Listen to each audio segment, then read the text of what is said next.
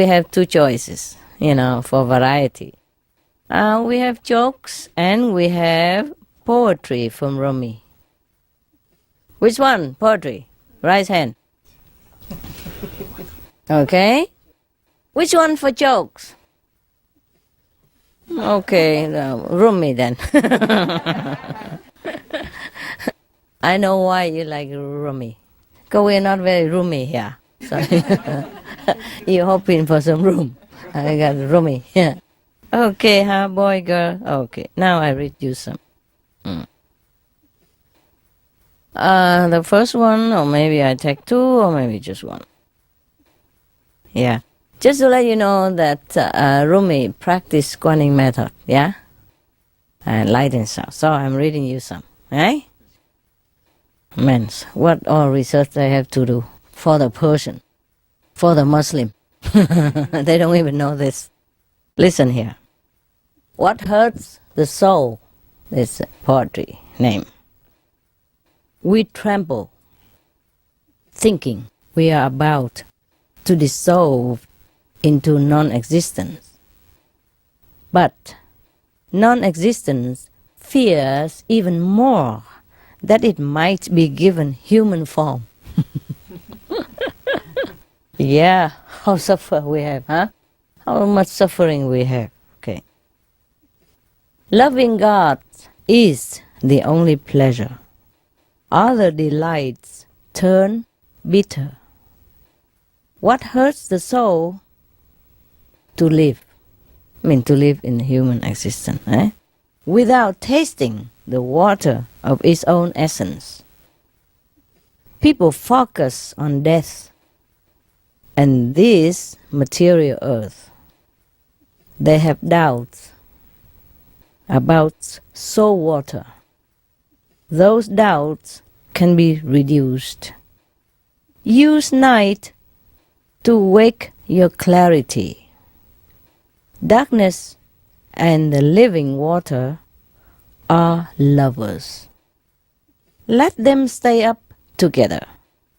When merchants eat their big meals and sleep, their dead sleep, we night thieves go to work.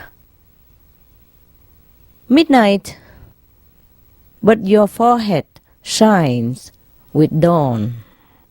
You dance as you come to me, and curve by curve undo the dark.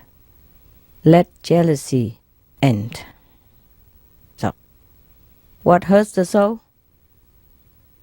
You know? What can hurt the soul then? Did you understand the poem? Huh? Become a human. To become human. That's right. That's right, baby.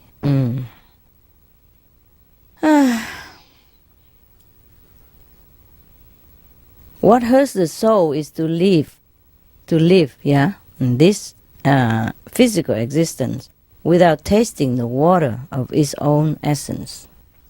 Yeah, you know, right? Yeah. What is the water of its own essence?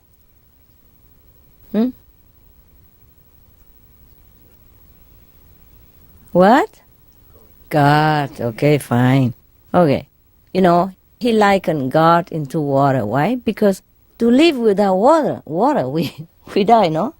So similarly, without God, we die. Huh? Okay.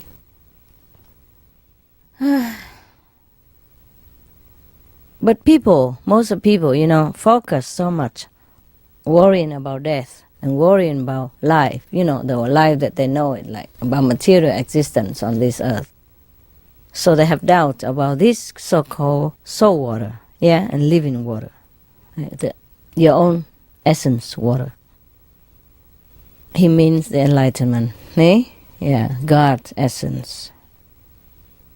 So these doubts can be reduced if you use night to wake your clarity. Means at night, we meditate, just like what you're doing now. You're so wise. You see the difference when you meditate all night? Or not? Do you see something better? Your eyes become more open or not?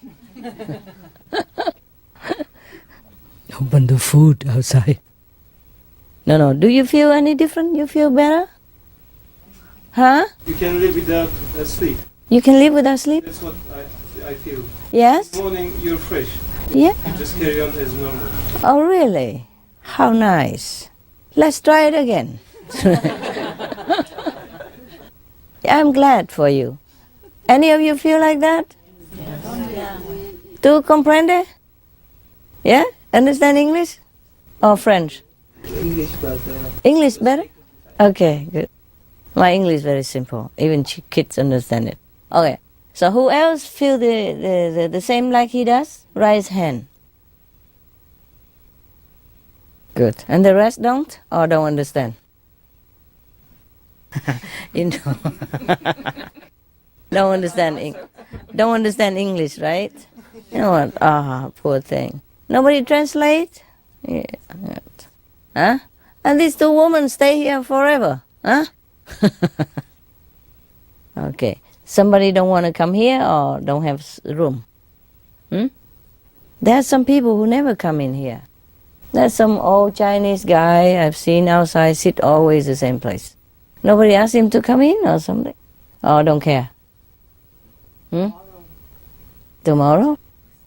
You must change, okay? Yeah. Let some people have a chance to sit in warm and comfortable carpet. The green carpet even. Okay. So, he likened us, the meditation people, like thieves in the night. Yeah. What do we steal? What do you steal?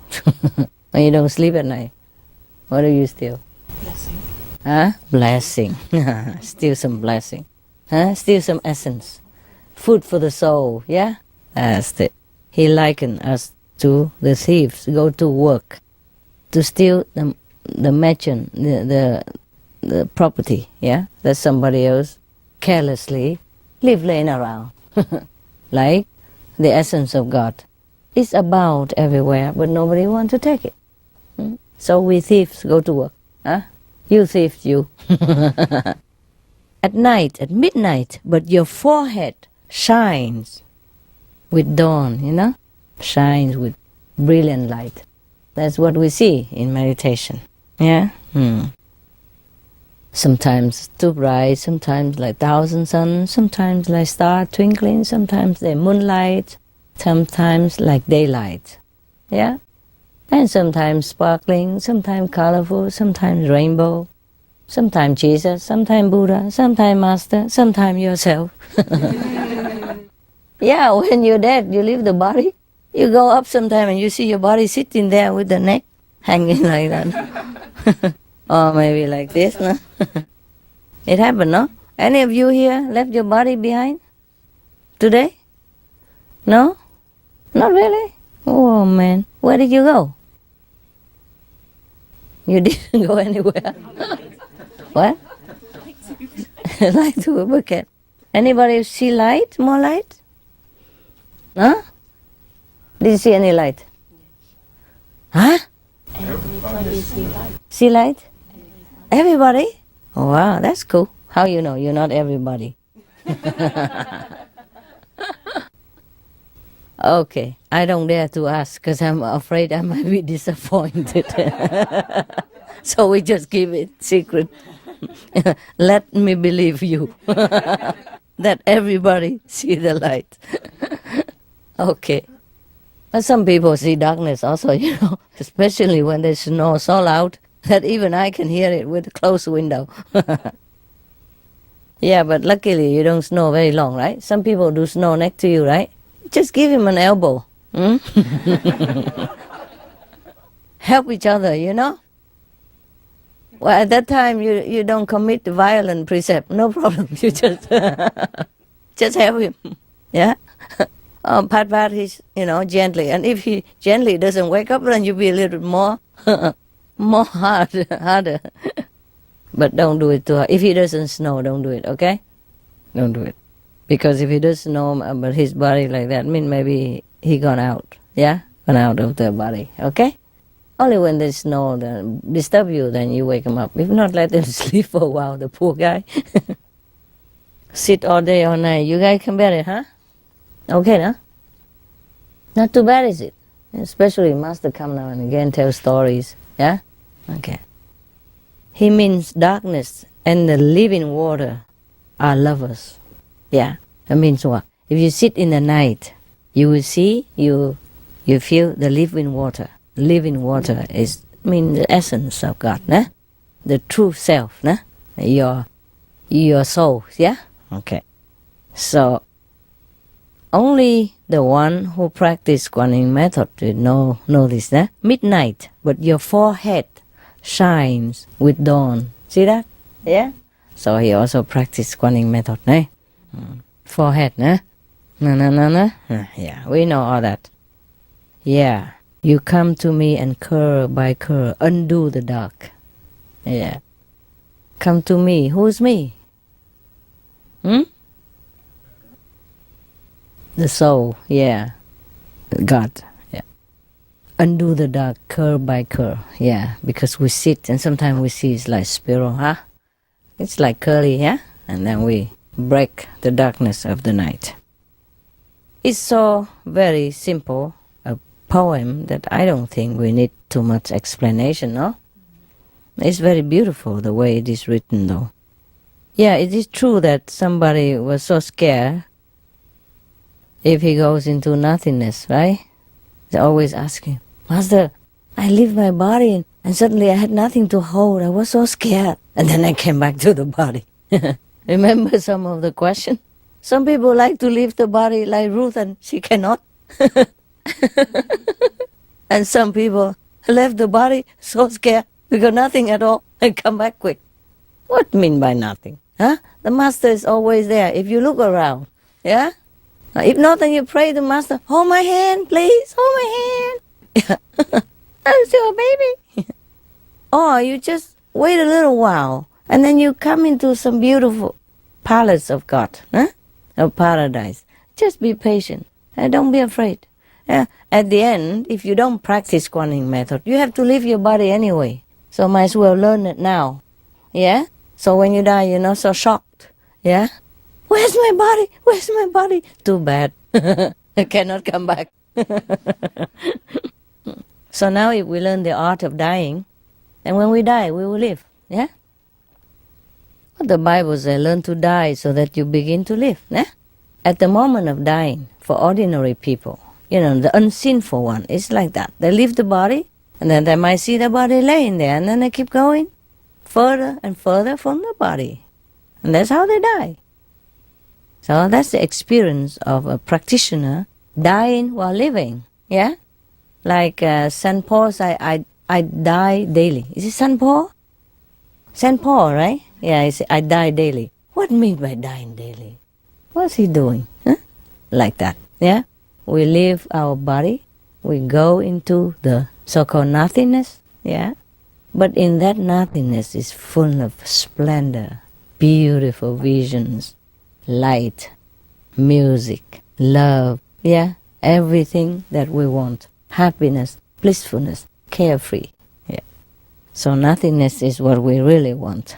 That's what Buddha called the void, yeah? The emptiness, yeah. Okay. You see, undo the dark, eh? I mean, you sit in the darkness, but you won't experience any darkness after a while, yeah? Once by one, you break the darkness, yeah? And bring light into your being and the surrounding and the world and the universe. Okay, one more poem. Very nice. Beautiful poem, huh? Rumi makes beautiful poem. Maybe when translated into English, it's not as beautiful, but in Persian, it would have been much nicer, right? Any Persian here? No, not again. He's gone? You're Persian, love? I was born there. But do you know Persian? I can speak it. Yeah, okay. So is it nicer in... It's always nicer in the original language. Just like you say, it loses. I hope I asked you about Persian. Did you read it? I haven't read your... Okay, then just shut it. It's always nice in original language. Everyone knows that. I'm asking you a person only. I just read the other... I live in England also, Europe, the most of my life. I know everything about Vietnamese poem. Yeah? Okay.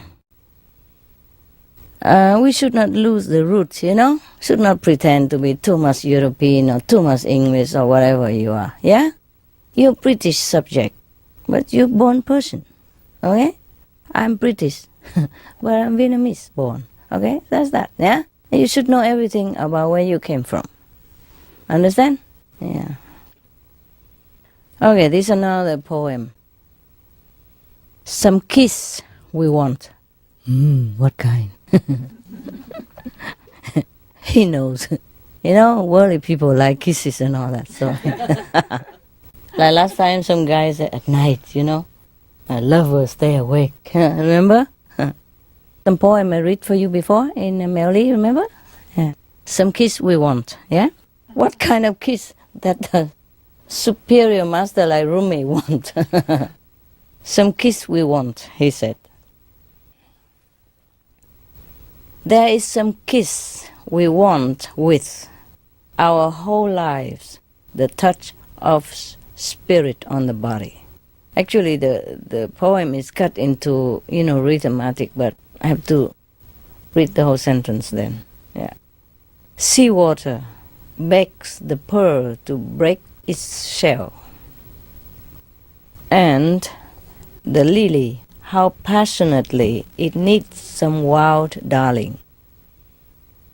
At night, I open the window and ask the moon to come and press its face against mine.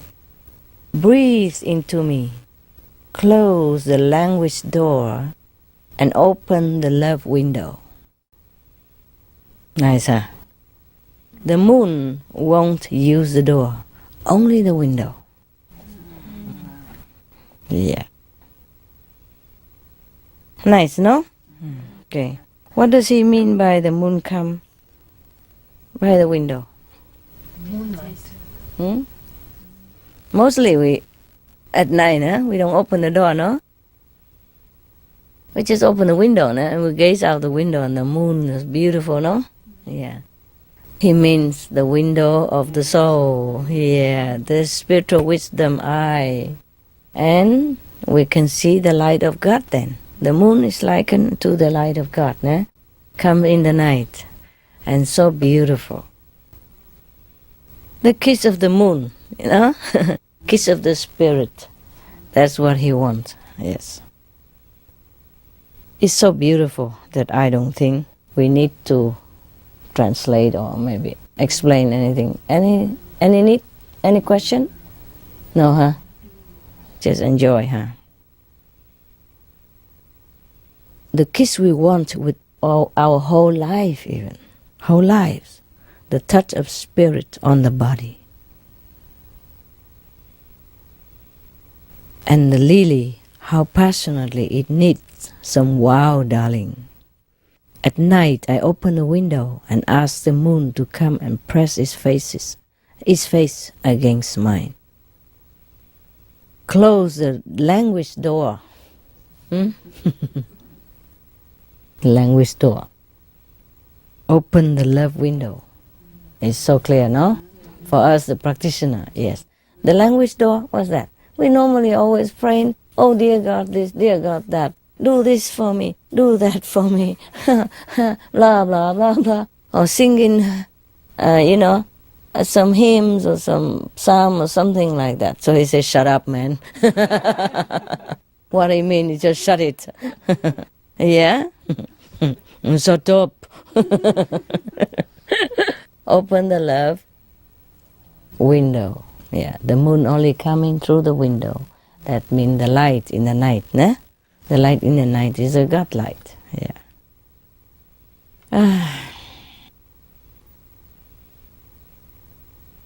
The light shine in darkness, but darkness know it not. Remember that? Okay, now, no question, huh? Any question from that? You know what kind of kiss already, right? Huh? Yeah? Okay. Then we don't need to explain, right? Or you guys know how to kiss anyway, no? This is a beautiful kiss, nah? Different.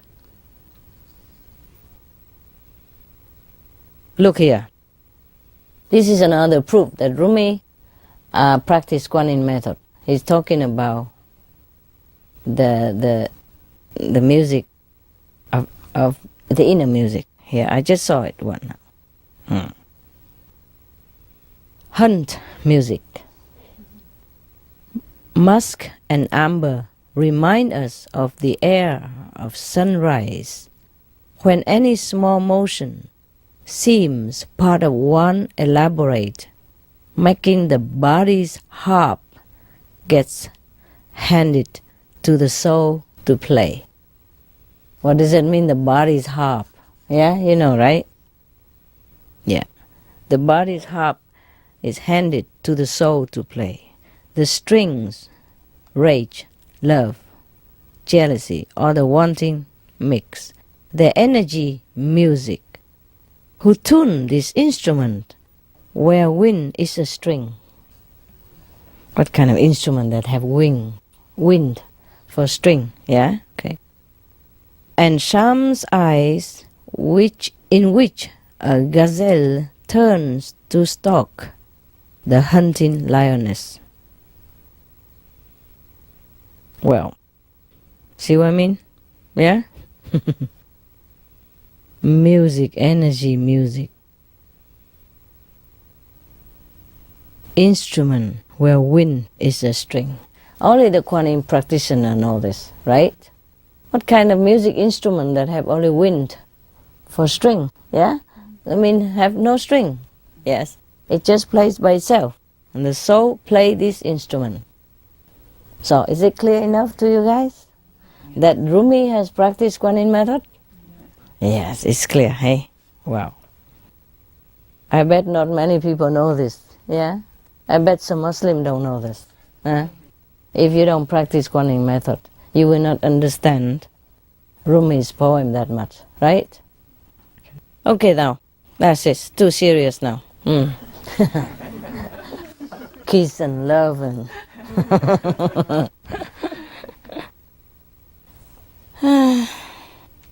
You want some joke?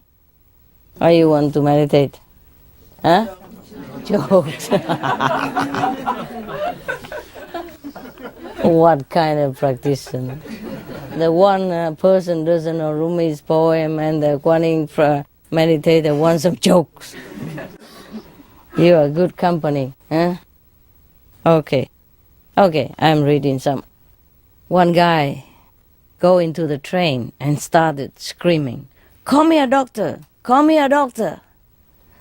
Everybody, call me a doctor!" So the guy sit next to him and asks, "Are you sick?" The guy screaming, "Call me a doctor," said, No, I just graduated from medical school." This is a good one, huh? Yeah, he's too happy and excited. "Call me a doctor, man."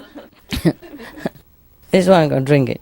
As the doctor completed an examination of the patient, he said, "I can't find a cause for your complaint. Frankly, I think it is due to drinking." "No," the patient replied. "I just graduated." "Oh, no, sorry. Oh, sorry, I jumped." Sorry, I jumped. Okay, drinking. Okay, we started again. The doctor completed an examination of the patient and he said, "I cannot find any cause for your complaint. Frankly, I think it's due to drinking." The patient said, "In that case, I will come back when you're sober." When you're not drunk. He mean the doctor's drunk. Commitment. The man said, "I would go to the end of the world for you." So the woman said, "Yes, but would you stay there?" Please.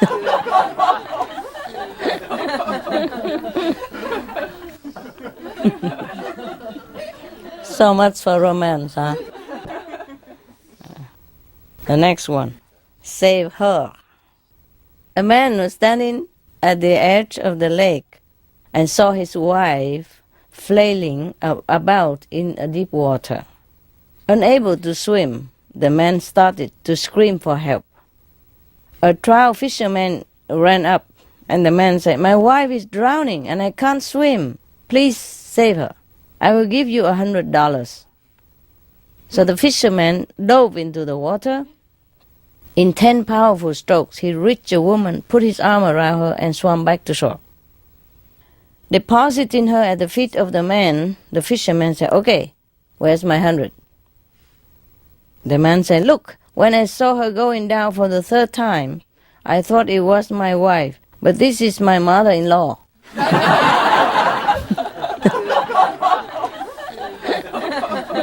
The fisherman reached into his pocket and said, "Oh Lord, how much do I owe you?" Terrible, terrible. This must be from that lousy guy. How much do I owe you, oh God? Parrot. A black man. Hey, how come? A black man walks into a bar with a large parrot on his shoulder. The bartender asks him, "Where did you get that?" "In Africa," the parrot replies.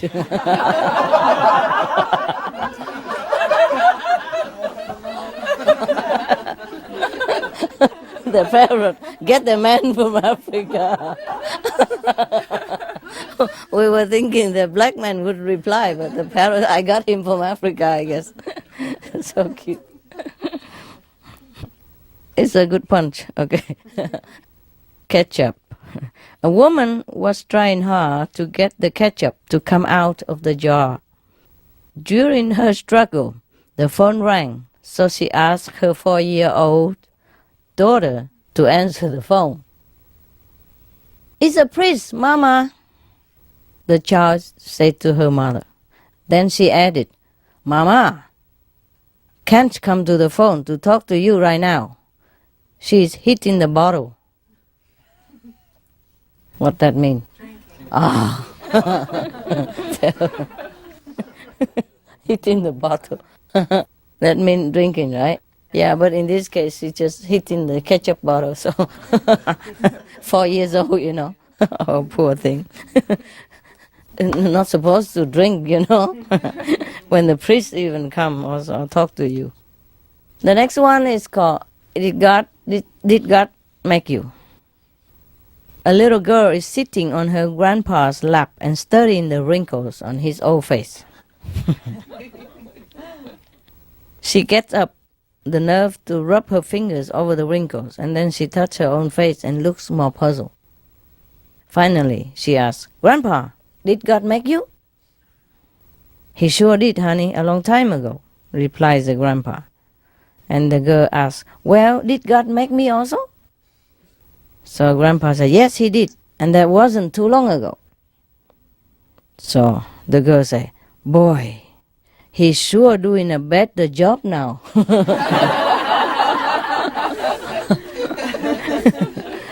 Yeah. Less wrinkle. Yeah. Politic clocks. Oh, what does all this mean, politic clocks? I think I better wear a little bit of the glass. Otherwise, my eyebrow need to get more wrinkle, by the way. Yeah. Hillary died and goes to heaven, where she meets St. Peter. She notices that there are clocks everywhere. So she asks St. Peter, why? St. Peter tells her that each clock represents a person on earth, and that every time a person tells a lie, the clock ticks off 1 second. St. Peter explains that the one clock has never moved because it belonged to Mother Teresa, and she never told a lie her whole lifetime. The next clock belonged to Abraham Lincoln, and since he only told 2 lies in his whole life, only 2 seconds had clicked. So Hillary asked St. Peter, where are the politics people clocks? And St. Peter says, those clocks are in the main office. We are using it to fan the facility. It ticks like crazy. You understand? Cool. How come you don't laugh so big? I like a big laugh. There's the next one called skeleton. This skeleton walks into a bar and says, I would like a beer and a mop. They go right through, you know. Understand? Two goldfish were in a tank. One turned to the other and said, so, how do you drive this thing? Thank you. Next one. Accountability. A nerdy little accountant appears at St. Peter's gate. St. Peter starts asking him all the usual questions required to get into heaven. The accountant, it seems, had repeatedly helped people cheat on their taxes and embezzle funds. Finally, in exasperation, St. Peter asked, well, have you ever done anything good, any totally unselfish and altruistic in your entire life? Well, the accountant says, once I saw this pretty lady being beaten up and about to be abused by a bunch of bikers. So I yelled, hey jerks, why don't you pick on somebody on your own size? And then I kicked all their hawks over, all 6 of them, and took off running. They forgot about her for a second, and she managed to run also. St. Peter asked, I'm looking through the book of your life and don't see this incident recorded. When it did occur? The accountant replies, about 5 minutes ago.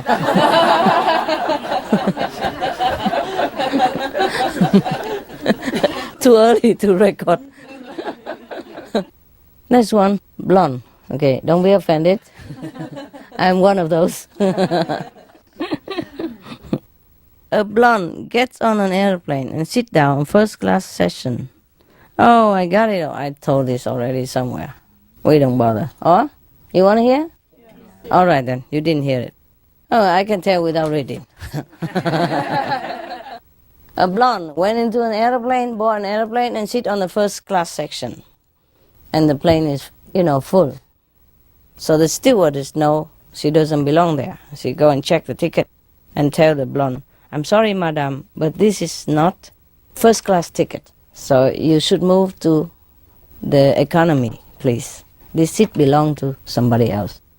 So the blonde say, I'm blonde, I'm beautiful, I'm smart, and I'm going to sit here all the way to Los Angeles. You know the joke, right? Oh, they didn't produce yet? Okay. And then the stewardess didn't know what to do. She called the captain. Yeah?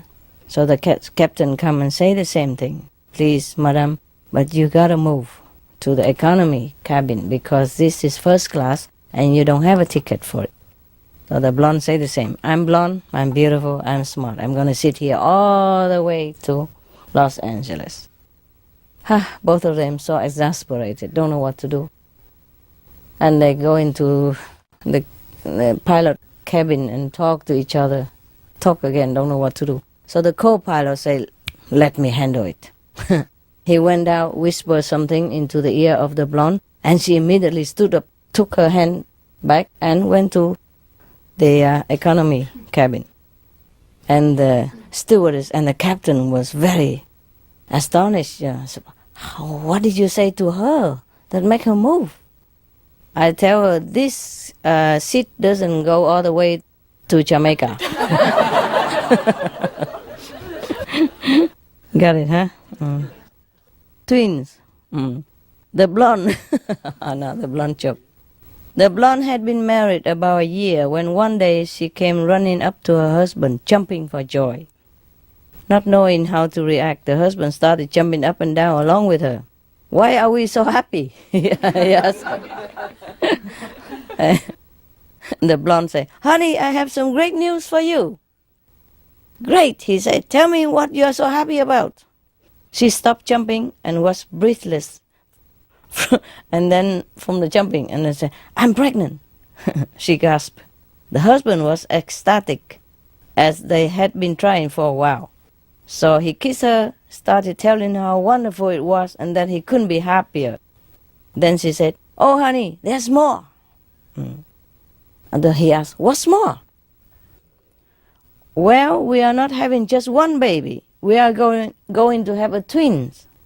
Amazed at how she could know so soon after getting pregnant. Just recently, so early. So he asked her how she knew. So she said, "It was easy. I went to the pharmacy and bought the 2-pack home pregnancy test kit. And both tests came out positive."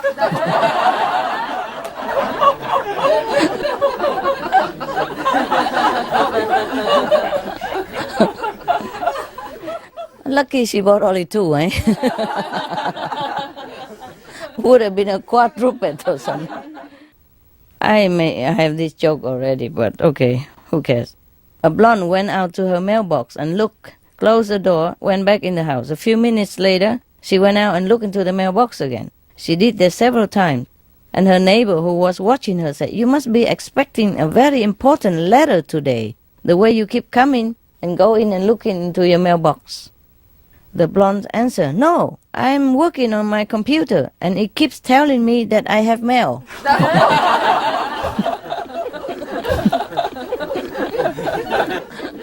I can't believe it. Can't believe they make fun about me like that. How do they know? How do they know that I do such thing? I mean, I'm blonde, but I'm not that stupid. Okay, the next joke is a duplicate. Doctor, I keep thinking there's 2 of me." So the doctor said, "One at a time, please." The next one, rooster. A blonde calls her boyfriend on the phone with a problem. "What's the matter?" he asked her. "Well, I have bought this jigsaw puzzle, but it's so hard. None of the pieces fit together, and I can't find any edges." So he asked, "What's the picture of?" She replied, "It's of a big rooster." He said, "All right, I will come over and have a look." When he arrives, she thanks him for coming over and leads him over to the kitchen table, where she has it all laid out. The puzzles. He takes one look at what she's been struggling with and says, "Oh, for Christ's sake, put the cornflakes back in the box."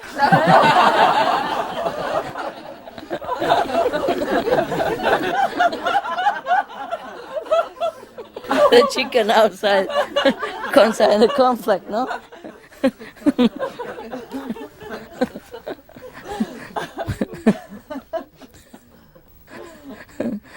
There's some cornflakes box have a chicken.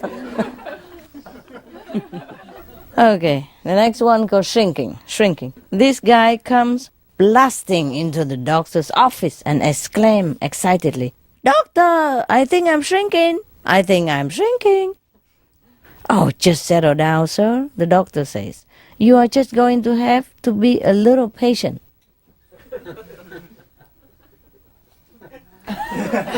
I don't understand this.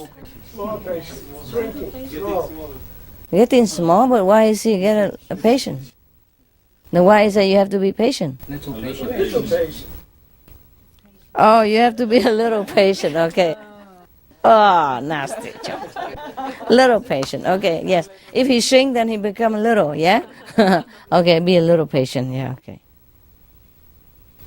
Okay, thank you. Oh, you're more smart than I am. See, what the effect the blonde have on me. Even if just a fake blonde. A horse walked into a bar.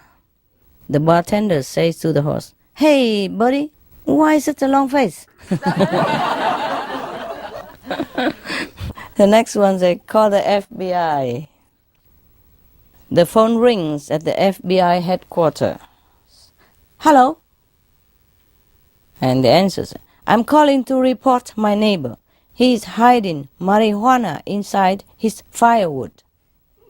Thank you very much for the call, sir. The next day, FBI agents descend on the neighbor's house.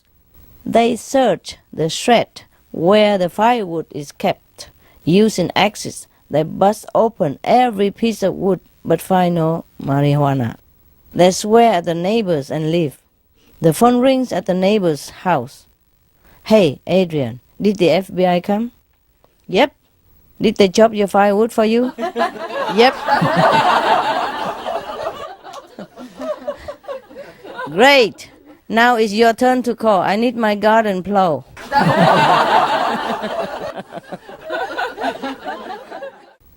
Doctor versus mechanic. That was funny. Yeah.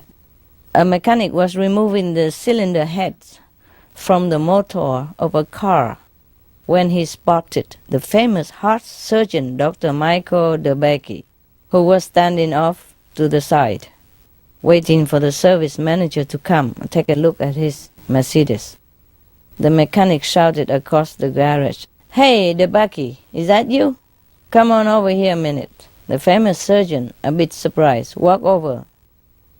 And Morris, the mechanic, straightened up, wiped his hand, and asked, "So, Mr. Fancy Doctor, look at this here work. I also open hearts, take the valves out, grind them, put in a new pot, and when I finish, this baby will purr like a kitten. I mean, the car will be well, So how come you get a big bucks when you and me are doing basically the same work?" So the doctor, DeBakey, leaned over and whispered to Morris, "Try doing it with the engine running." Yeah, can you believe that, huh? Operate a person while his heart still has to beat. Wow, that's something, huh? We take it for granted, but it's really a great job, huh?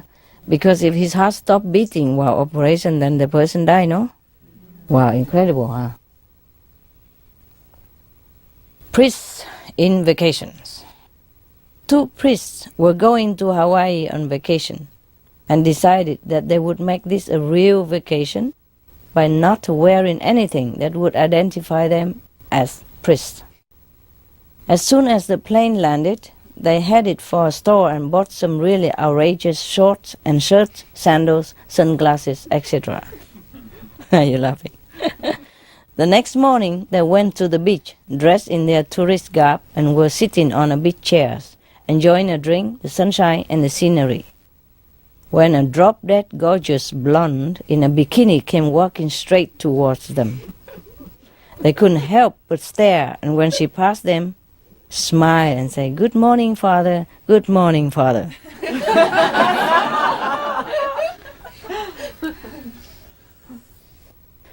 She addressed them, bowed to them each individually, saying that, and passed by. They were both stunned. How in the world did she recognize them as priests? The next day, when they went back to the store, bought even more outrageous outfits. These were so loud you could hear them before you even saw them.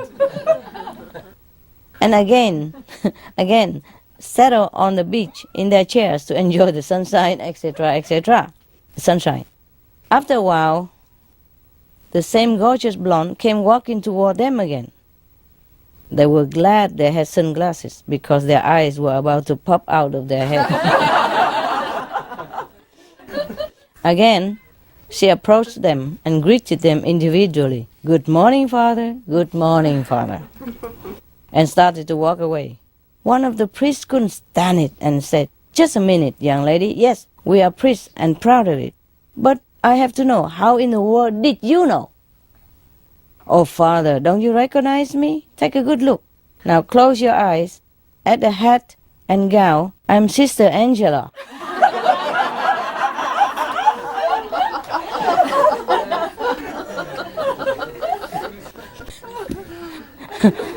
Man, that's really a good punch. Yeah, it's more difficult to recognize a nun, with the hat and, the face cover almost half of it, yeah. And the hair not shown or anything. Drop dead gorgeous. More lousy jokes. He added, more lousy joke. He said more lousy jokes. It's not me who comment, it's him. He made a joke on us. Titanic. The Titanic was sinking. One of the passengers, an Englishman, asked the captain, "How far are we from land?" The captain replied, 2 miles. The Englishman jumped into sea and called out to the captain, "Now, which direction?" The captain replied, "Downwards."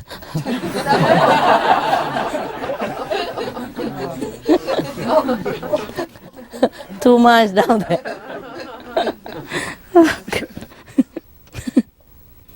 Formula for water. The teacher said, "What is the chemical formula for water?" The pupils say, HJKLMNO. Teacher said, "What are you talking about?" And the pupils say, "Yesterday you said the formula for water was H2O." 8-2-O. From H2O. Understand this? HIJKLMNO.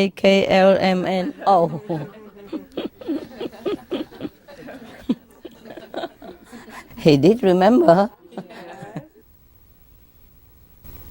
Teacher asked the student, "Now, tell me frankly, do you say prayers before eating?" The student replied, "No, sir, I don't have to. My mom is quite a good cook."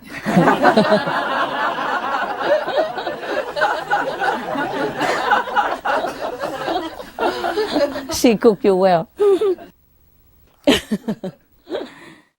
Alphabet. The teacher said, "Can anyone give me a sentence starting with I?" The student starts to say, "is." Yeah? No, I is. So the teacher said, No, always say I am. The student says, "All right then, I am the 9th letter of the alphabet." He wanted to say I is the letter, but she cut him off. So he said, "Okay, I am the 9th letter of the alphabet." He's so cute. Union trouble. A union rep was traveling the region, checking up on farmers who were suspected of paying employees below the award rates of pay for their various duties. One such farmer was introducing the rep to his various employees. "This here is Harry," said the farmer. "He assists me with the milking and general farm duties. He's on $450 a week, plus board and lodging. And this here is Jane. She's a trainee, learning the ropes in the dairy. She works a 7-hour day and gets time out for study. She's getting $250 a week." "Well, that sounds about right," said the union rep.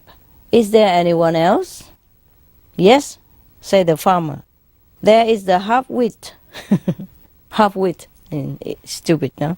"He works around 70 to 80 hours a week and takes home about $50 a week, plus room and board." "I will definitely want a word with him," said the rep. "Well, you are talking to him," said the, said the farmer. Yeah, the boss, the farmer is the boss. So sometimes the boss don't earn that much, and they always go on union, on strike, but they doesn't know how much the boss have to pay. Tax and insurance and everything else, and he don't have much left. So he consider himself half-wit. Yeah, wow, poor farmer, poor boss. Okay, the couple. One day, a husband asked his wife, Do you know the meaning of wife? It means without information, fighting every time.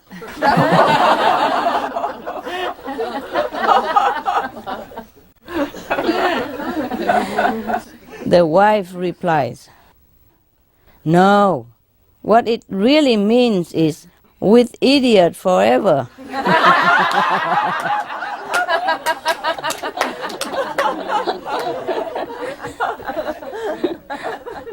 Coincidence?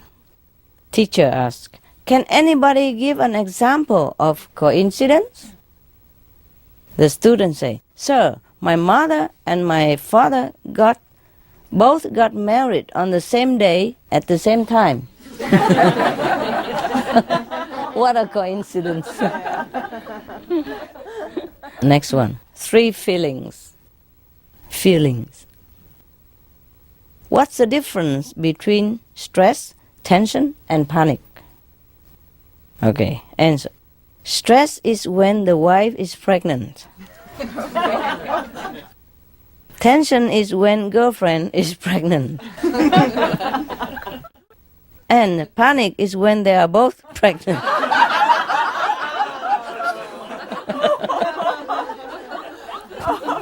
Naughty joke. Bad joke. Yeah, the next joke is teacher. She asks. The sarcastic teacher asks, is there any idiots in the room? Will they please stand up? After a long silence, one student rose to his feet. Now then, mister, why do you consider yourself an idiot? The teacher inquired with a sneer. The student said, well, I don't. Actually, I don't. But I don't like to see you standing up there all by yourself. Join the club. To accompany. The next one called wedding. Yeah. Attending a wedding for the first time, a little girl whispered to her mother, why is the bride dressed all in white? Because white is the color of happiness, and today is the happiest day of her life, the mother said. Keeping it simple. The child thought about this for a moment and then said, so, when is the groom wearing black? Why? Why is the groom wearing black? He's not happy. Yeah, it's true, isn't it? A black suit, black tuxedo. Yeah. 2 women were talking, and one said to the other, if you are so fed up, why don't you give your husband a divorce? The other girl said, what? I have lived with him for 10 years, and now I should make him happy? Enthusiastic salesman. A new vacuum cleaner salesman knocked on the door on the first house of the street. A lady answered the door. Before she could speak, the enthusiastic salesman barged into the living room and opened a big black plastic bag and poured manure all over the carpet. Madam, if I can't clean this up with the use of this powerful new vacuum cleaner, I will eat all of this mess, exclaimed the eager salesman. Oh, the lady asked, do you need chili sauce or ketchup with that? The bewildered salesman asked, why, madam, why? The lady replied, because this house has no electricity.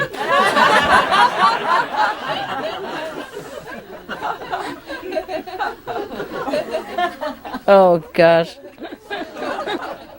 Too enthusiastic, yeah. You want some more? Yeah. Some more Tico? Yeah, okay. Dream. A woman awoke excitedly on Valentine's Day and announced enthusiastically to her husband, I just dreamed that you gave me a pearl necklace for Valentine's Day. Oh, I think I got that. What do you think it means? With certainty in his voice, the man smiled and said, "You know tonight." So that evening the man came home with a small package and handed it to his wife. With anxious anticipation, the woman quickly opened the package. Inside, she found a small book. The book is titled "The Meaning of Dreams."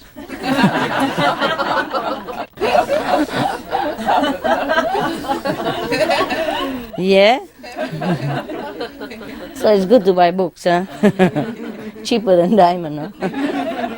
Cheaper than pearls. I have another joke, similar like that. At the anniversary day, you know, of their marriage, the wife said to the husband, "Oh, honey, I dreamed that you give me a diamond bracelet last night. What do you think about that?" And the husband said, "Tomorrow I tell you. Tomorrow you will know." Okay. And tomorrow morning the wife asked the husband, "So? What?" The man said, "Last night I dreamed I give you a diamond bracelet." Huh? Very simple.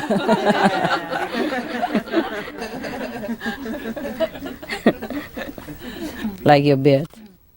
A married man was visiting his girlfriend when she requested that he shave off his beard. "Oh, James," she said, "I like your beard, but I would really love to see your handsome face." So James replied, "My wife loves this beard. I couldn't possibly do it. She would kill me." So the girlfriend said, "Please," in a sexy voice. James said, "I'm sorry, I can't. My wife really loves this beard." The girlfriend asked once more. He signed and finally gave in.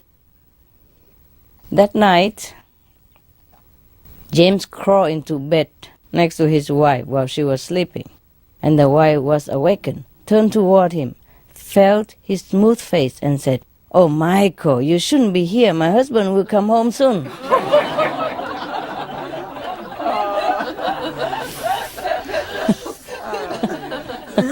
No wonder she loves his beard. 65 and pregnant. A woman went to the doctor's office where she was seen by one of the younger doctors. After about 4 minutes in the examination room, she burst out screaming as she ran down the hall. Another doctor stopped her and asked what the problem was, and she told him her story. After listening, he had her sit down and relax in another room. The older doctor marched down the hallway to the back where the young doctor was writing on his clipboard. "What's the matter with you?" the older doctor demanded. "That lady is 65 years old, has 4 grown-up children and 7 grandchildren, and you told her she was pregnant?" The young doctor continued writing and don't even look up and answer, "Yes, but does she still have the hiccups?"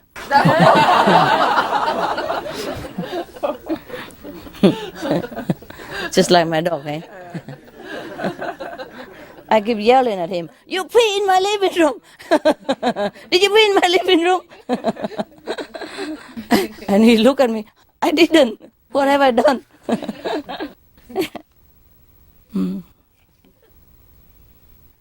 Hearing problem.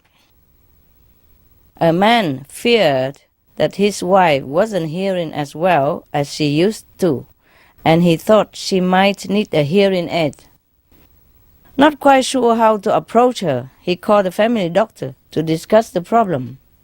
The doctor told him that there is a simple, informal test the husband could perform to give the doctor a better idea about her hearing loss. "Here's what you do," the doctor said. "Stand about 40 feet away from her, and in a normal conversational speaking tone, see if she hears you. If not, go to 30 feet, then 20 feet, and so on until you get a response." That evening, the wife is in the kitchen cooking dinner, and the husband is in the front room. He says to himself, I'm about 40 feet away. Let's see what happens. Then in a normal tone he asks, honey, what's for dinner? No response. So the husband moves closer to the kitchen, about 30 feet, and repeats, honey, what's for dinner? No response. So the husband moves closer to the kitchen, about 20 feet from his wife, and asks, honey, what's for dinner? Again, no response. So he walks up to the kitchen door about 10 feet away and says, honey, what's for dinner? Again, there's no response. So finally he walks right up behind her and says, honey, what's for dinner? His wife turns around and replied, I don't know why you keep asking. I have told you 5 times already.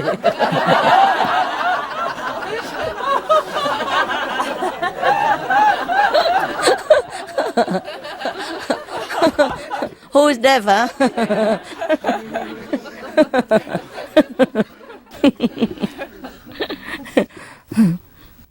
Oh, that's really cute.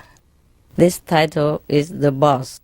A guy phones up his boss, but gets the boss's wife instead. So she explains to him, I'm afraid he died last week. The next day, the man calls again and asks for the boss. The wife replies, I told you he died last week.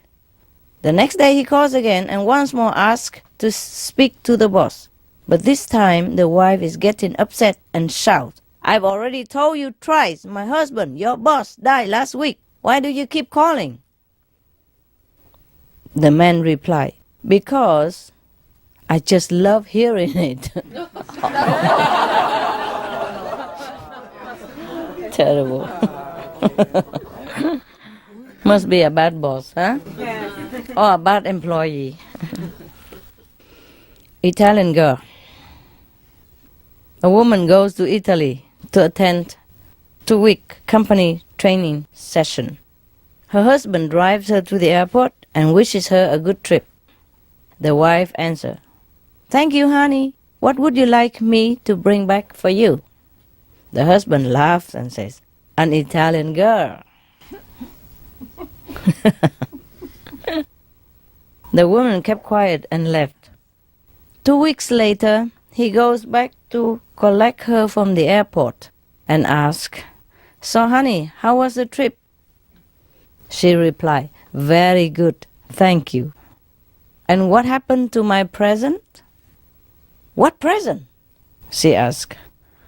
The one I asked of you, an Italian girl? Oh, that, she said. Well, I did what I could manage, but we will have to wait 9 months to see if it's a girl.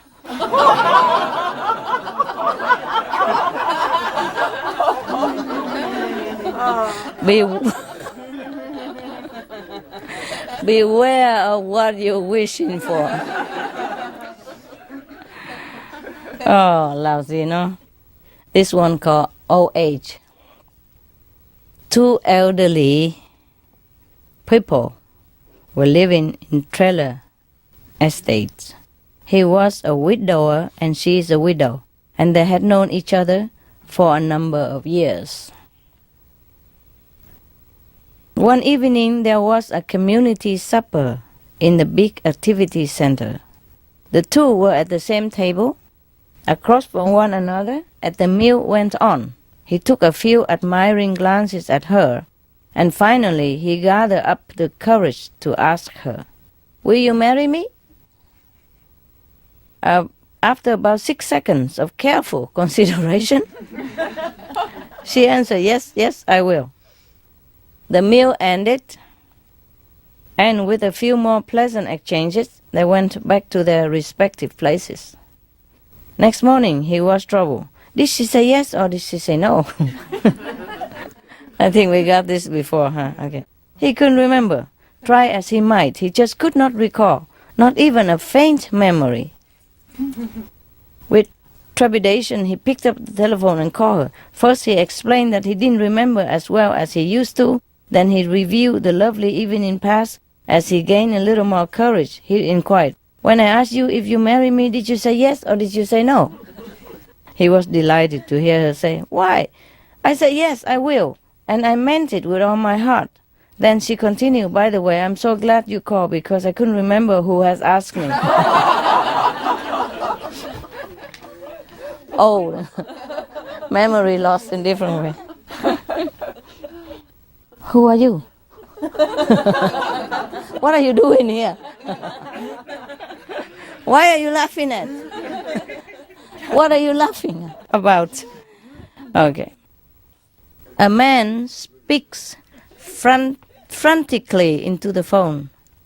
"My wife's pregnant and her contractions are only 2 minutes apart." The doctor queries, "Is this her first child?" "No, idiot," the man shouts. "This is her husband."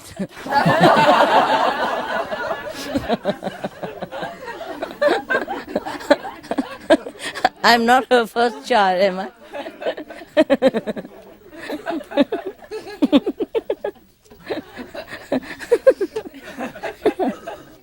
Who is the idiot, huh? Oh my God. This is her husband. Okay. The next one called Put to the Test. An old woman who had 3 married daughters decided that she would test her sons-in-law. 3 of them. So one day she was out walking beside the shore of a lake with the first son-in-law. All of a sudden, on purpose, she fell into the lake and started yelling for help. The first son-in-law immediately jumped into the water and dragged her out onto the shore. The next day he found a brand new E-Class Mercedes on his doorstep. Oh, very rich mother-in-law, huh? Okay.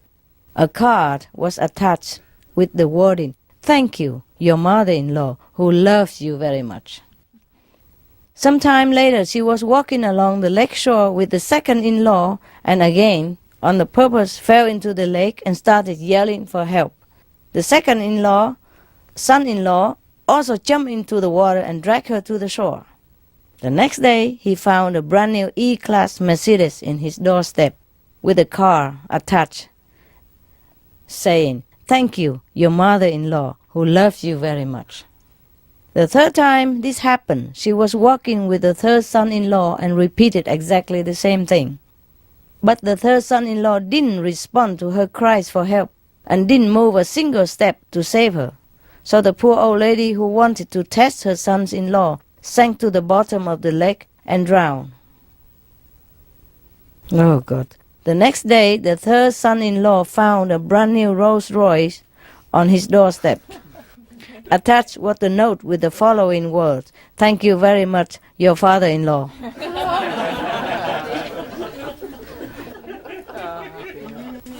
Terrible. Oh my God. What a family. The next one called Family Problem. 2 men. Do I still look scholarly? Yeah. 2 men, an American and an Indian, were sitting in a bar drinking shot after shot. The Indian man said to the American, "You know, my parents are forcing me to get married to this so-called homely girl from a village whom I haven't met even once. We call this an arranged marriage. I don't want to marry a woman who I don't love. I told them that openly, and now I have a lot of family problems." So the American said to the Indian, "Talking about love and marriages, I will tell you my story. I married a widow whom I deeply loved and dated for 3 years. After a couple of years, my father fell in love and married my stepdaughter, and so my father became my son-in-law, and I became my father's father-in-law. My daughter is my mother, and my wife is my grandmother."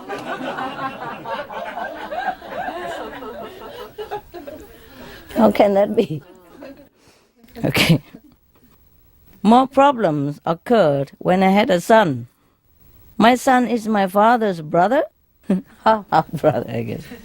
And so he is my uncle. The situation became even worse when my father had a son. Now my father's son, the brother, is my grandson. Ultimately, I have become my own grandfather. And I am my own grandson. And you think you have family problems? Oh yeah, it would become like that, right? Letter from a husband to a wife. This husband is abroad, and he wrote to the wife, "Dear sweetheart, I can't send my salary this month, so I am sending 100 kisses. You are my sweetheart, your husband, Alan." His wife replied back after some days to her husband, "Dearest sweetheart, thanks for your 100 kisses. I am sending you the details of the expenses. The milkman agreed on 2 kisses for 1 month's milk. The electricity man only agreed after 7 kisses." He sent 100 kisses, no? So she dispensed it. Number 3, your house owner is coming every day and taking 2 or 3 kisses instead of the rent every day. Number 4, supermarket owner did not accept kisses only, so I have given him some other items. Number 5, other expenses, 40 kisses. So I think it's finished. Please don't worry, I have a remaining balance of 35 kisses, and I think I can complete the month using this balance. Please advise. Shall I plan same way also the next month?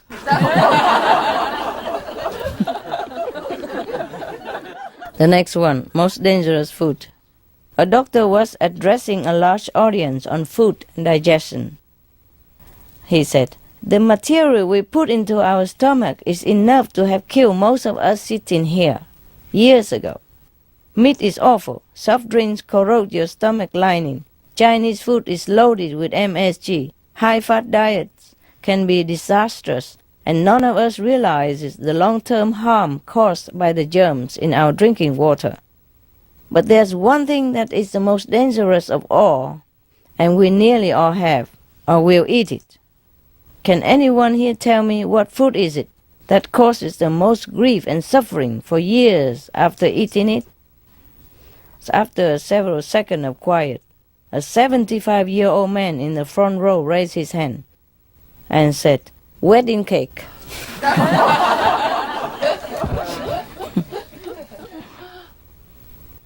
Almost the last one, almost.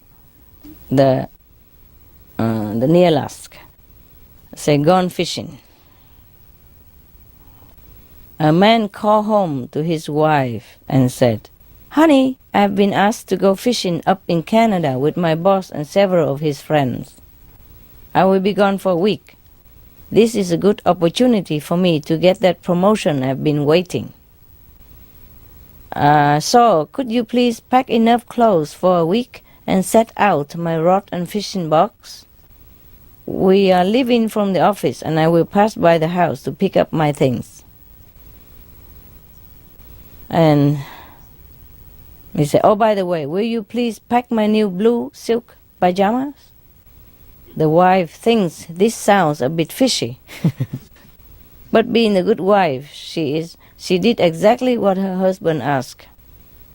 The following weekend he came home a little tired, but otherwise looking good.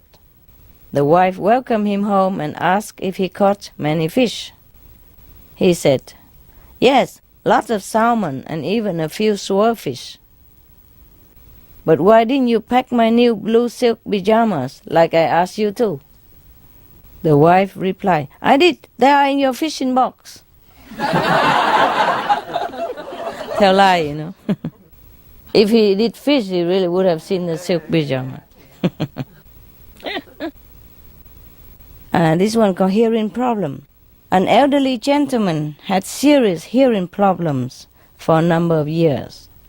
He went to the doctor and the doctor was able to have him fitted for a set of hearing aids that finally allowed the elderly man to hear 100%.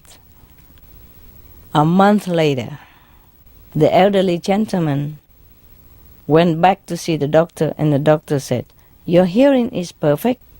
Your family must be really pleased yet that you can hear again." The gentleman replied, "No, not really. Well, I haven't told my family yet. I just sit around and listen to conversation. And so far I have changed my will 3 times."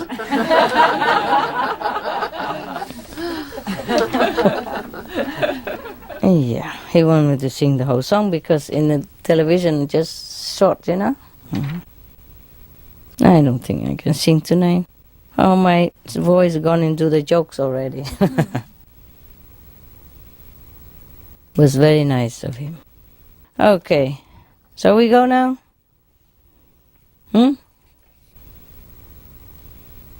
Okay, thank you for listening.